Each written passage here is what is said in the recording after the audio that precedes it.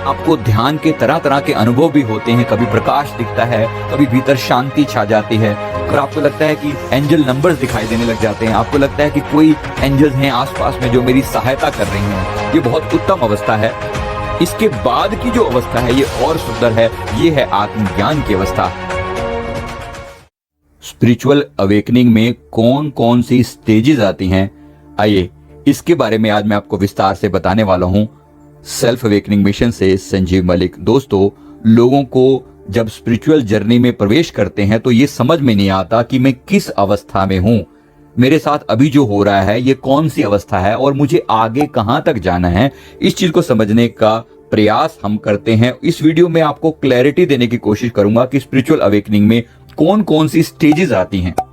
पहले आप बताएंगे कि क्या आपकी भी स्पिरिचुअल अवेकनिंग हो रही है या हुई है, जरा कमेंट करके बताइएगा आप कौन सी स्टेज में हैं। ये आगे समझते हैं। नंबर 1, स्पिरिचुअल अवेकनिंग की सबसे पहली स्टेज होती है भौतिकता से मोह भंग हो जाना। यानी जो भी मैटेरियलिस्टिक चीजें हैं, अब जो आपका मन उनके पीछे लगातार भागता रहता था, अच्छी गाड़ी चाहिए, अच्छा घर चाहिए, अच्छा लाइफ पार्टनर चाहिए, अच्छा लाइफ स्टैंडर्ड चाहिए, अच्छी फैसिलिटीज चाहिए लाइफ में, धीरे धीरे जब मोह भंग होने लगता है, ये एकदम से भी हो सकता है, धीरे धीरे भी हो सकता है। एक समय ऐसा आता है कि यार इस भागदौड़ का अंतिम रिजल्ट क्या है, अंत में मरना तो है ही। जब आपको ये याद आने लगती है कि मरना तो है ही, तो ये जानिए कि आपकी स्पिरिचुअल अवेकनिंग की शुरुआत हो चुकी है।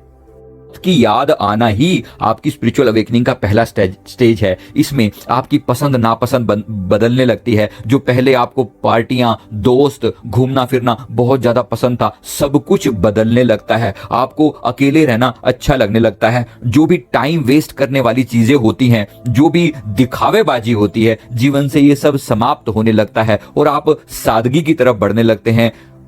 तो जानिए कि आपकी स्पिरिचुअल अवेकनिंग का पहला पार्ट कंप्लीट हो चुका है। क्या आपका भी हुआ है? दोस्तों, कमेंट करके जरूर बताइएगा कि आपकी स्टेज पूरी हो चुकी है। अगर हां, तो अपनी पीठ को थपथपाइए और अपने आप को शाबाशी दीजिए कि आपने ये स्टेज पूरी कर लिया। आइए नेक्स्ट स्टेज में चलते हैं। अवेकनिंग की दूसरी स्टेज में आप मेडिटेशन करना या अध्यात्म की खोज करना शुरू कर देते हैं। आप जानने का प्रयास करते हैं कि हम यहाँ पर क्यों आए हैं, ये शरीर क्यों है, और ये मन क्या है, ये आत्मा क्या है, मृत्यु के बाद क्या घटित होता है, हमारे जीवन का लक्ष्य क्या है, हम यहाँ पर क्यों आए हैं। इस खोज में कुछ लोग तो धार्मिक रीति रिवाजों में फंस जाते हैं, कुछ लोग कुछ तरह की चैंटिंग शुरू कर देंगे, कोई मंत्र का अभ्यास शुरू कर देते हैं, या किसी स्पिरिचुअल इंस्टीट्यूशन से जुड़ जाते हैं, या किसी गुरु की शरण में चले जाते हैं।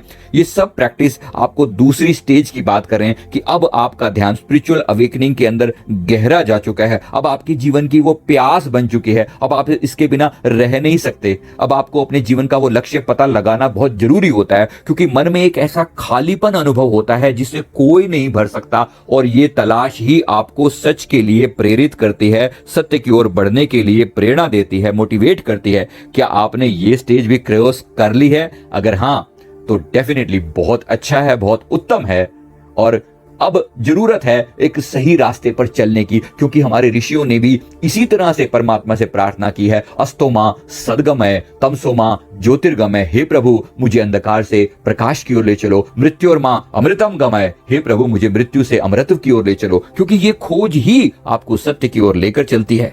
आपको ये एहसास करवाना कि मैं कौन हूं, मैं एक शरीर मात्र नहीं हूं, मैं आत्मा के लेवल पर स्थित हो जाऊं, ये आपका अगला स्टेज है। जी हां, स्टेप नंबर 3। अब जब आप स्पिरिचुअल प्रैक्टिस शुरू करते हैं तो आपको अपने आप का बोध होता है, धीरे धीरे शरीर का बोध कम होने लगता है। अब आप जो शरीर के साथ पहले जुड़े रहा करते थे, अब शरीर से आपका ध्यान हटकर अपनी सोल कॉन्शियसनेस में आ जाता है, आत्म जागृति में आ जाता है। आप अपनी आत्मा के प्रति जागने लगते हैं। जब आप अपनी मेडिटेशन की प्रैक्टिस लगातार कुछ समय तक करते चले जाते हैं, अपनी चक्र साधना करते हैं, या श्वासों पर ध्यान देते हैं, या किसी गुरुदेव की गाइडेंस में कुछ ऐसा करते हैं जिससे धीरे धीरे आपके अंदर अवेकनिंग होने लगती है, जागृति आने लगती है। अब आप सोल कॉन्शियसनेस में जीना शुरू कर देते हैं, शरीर का बोध अब कम होने लगता है। कभी कभी आपको उड़ने के सपने आने लगते हैं या शरीर का बोध कुछ समय के लिए बिल्कुल शून्य हो जाता है। कभी कभी भीतर आह्लाद, खुशी, आनंद की लहरें उठने लगती हैं। अगर ऐसा हो जाए, कभी कभी प्रेम के आंसू आने लगते हैं, कभी कभी किसी बात पर हृदय उद्वेलित हो उठता है, मतलब एकदम आनंद से भरपूर हो उठता है, कभी कभी झलक मिलती है। अगर ऐसी झलक आपको भी मिली है तो डेफिनेटली आपने ये स्टेज भी क्रॉस कर ली है और ये बहुत सुंदर है, बहुत उत्तम है। आपको ध्यान के तरह तरह के अनुभव भी होते हैं। कभी प्रकाश दिखता है, कभी भीतर शांति छा जाती है, कभी आपको अपने भीतर की चेतना का प्रत्यक्ष अनुभव होता है और कभी कभी अप्रत्यक्ष अनुभव लगता है और आपको लगता है कि एंजल नंबर्स दिखाई देने लग जाते हैं। आपको लगता है कि कोई एंजल्स हैं आसपास में जो मेरी सहायता कर रहे हैं। ये बहुत उत्तम अवस्था है।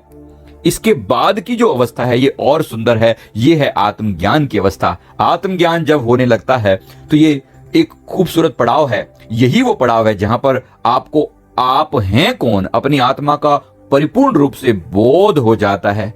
जब आपको पूरी तरह से आपकी आत्मा के गुण प्रकट होने लगते हैं, अपार शांति छा जाती है। आप मोस्ट ऑफ द समय इसी आनंद में रहने लगते हैं। एक भीतर ठहराव आ जाता है, एक अपूर्व शांति का एहसास हमेशा ही बना रहता है। मन हमेशा आनंद में झूमने लगता है। आप दुनिया से बिल्कुल विरक्त होने लगते हैं। संसार की चीजों से बिल्कुल ध्यान कट ऑफ होने लगता है। कभी कभी कुछ लोग अपने रिलेशंस भी बिगाड़ लेते हैं इस चक्कर में, आध्यात्मिकता को प्रायोरिटी देने के चक्कर में। ऐसे लोगों को बैलेंस बना के रखने का पूरा प्रयास करना चाहिए। ये है आत्मज्ञान की अवस्था, सेल्फ रियलाइजेशन की अवस्था। आत्मा का ज्ञान होना हमारी सबसे बड़ा पर्पज है इस धरती पर आने का। तो ये बहुत सुंदर है, बहुत बड़ी बात है। अपने आप का बोध हो गया, ज्ञान हो गया। हालांकि अभी भी कभी कभी मन आपका वापिस से उसी पुराने ढर्रे पर, पुरानी रूटीन में जाने की कोशिश करता है। जो पुरानी गलत चीजें हम कभी किया करते थे, कुछ बुरी आदतें थी, उनकी तरफ जाने की कोशिश करता है, लेकिन ज्यादातर उन नेगेटिव चीजों को अवॉइड करके वो पॉजिटिव में आ जाता है। तो समझ लीजिए कि आपने ये वाली आत्मज्ञान की अवस्था को भी अचीव कर लिया है या आप इसे कर रहे हैं। तो आप में से कितने लोग आत्मज्ञान की अवस्था तक पहुंचे हैं, जरा कमेंट करके जरूर बताइएगा। इसके बाद जो उत्तम अवस्था है वो है स्वीकृति, एक्सेप्टेंस। आध्यात्मिक जागृति का ये वो पड़ाव है, इसमें आप अपने डर, अहंकार और असुरक्षा की भावना से बाहर निकलने लगते हैं। आप ये समझना शुरू कर देते हैं कि अब जो यूनिवर्स में हो रहा है वो सब ब्रह्मांड की मर्जी से हो रहा है, परमात्मा की मर्जी से हो रहा है। अब आप परिस्थितियों को कंट्रोल करना बंद कर देते हैं और धीरे धीरे आपके अंदर एक अपार संतोष का अनुभव होने लगता है। जो है उसी में आनंद की अनुभूति होने लगती है। ये है एक्सेप्टेंस। अब कुछ भी गलत नहीं लगता। धीरे धीरे डर समाप्त हो गया, अहंकार समाप्त हो गया, इनसिक्योरिटी समाप्त हो गई, मन शांत रहने लगा और ये लगभग परमानेंट जैसी अवस्था बन जाती है। तो ये बहुत खूबसूरत अवस्था है। क्या आपने भी स्वीकृति की अवस्था तक पहुंचे हैं? अगर हाँ, तो आप अपने आप को अप्रिशिएट कर सकते हैं। बेहद खूबसूरत होती है स्वीकृति की अवस्था, एक्सेप्टेंस की अवस्था। अब आपका किसी से कोई झगड़ा नहीं है, आप हमेशा अपने आनंद में जीते हैं। बड़ी बात है। और इसके बाद अंतिम अवस्था वो है कंप्लीट सरेंडर, पूर्णतः समर्पण। ये है अंतिम पड़ाव। यानी ये वो अवस्था है जहां पर आप खुद को परमात्मा के पूरी तरह हवाले कर देते हो। यूनिवर्सल एनर्जी और आपकी पर्सनल एनर्जी बिल्कुल बराबर हो जाती है। आप स्वयं को उस सर्वशक्तिमान परमात्मा का अंश समझने लगते हो। आपको यकीन होता है कि अच्छा है बुरा जो कुछ भी हो रहा है वे सब यूनिवर्स आपके कल्याण के लिए ही कर रहा है। इसलिए आप अच्छी बुरी दोनों ही परिस्थितियों को समान भाव से लेते हो, दोनों ही परिस्थितियों में संतुलित बने रहते हो। अच्छा होने पर आप उस यूनिवर्सल पावर को धन्यवाद देते हो और बुरा होने पर आप उसके मिलने वाली सीख के लिए धन्यवाद देते हो। मतलब हर कंडीशन में मन से शुक्राना ही निकलता है। अगर ये अवस्था आ जाए तो ये है कंप्लीट सरेंडर की अवस्था। बेहद खूबसूरत है। फिर आपके मन में कभी कोई शिकायत का भाव नहीं आता। आप सदा आनंद को ही अनुभव करते हो। ये जानते हो कि आप केवल एक निमित्त मात्र हैं। आप केवल एक निमित्त मात्र हैं। करता कोई और है, जो कर रहा है वही सही है और आप उसमें कुछ भी दखल नहीं करते। आप परिपूर्ण आनंद में जीने लगते हैं। दोस्तों, अगर आपने समर्पण की इस अवस्था को पा लिया है तो आप सचमुच धन्यवाद के योग्य हैं। आपने एक बहुत महान उपलब्धि पा ली है। हालांकि कभी कभी साधक उस समर्पण की अवस्था से फिर से गिर के पुराने ढर्रे पर आ जाता है। लेकिन फिर भी ये एक बहुत खूबसूरत अवस्था है और आपको इसे पाने का जरूर प्रयास करना चाहिए।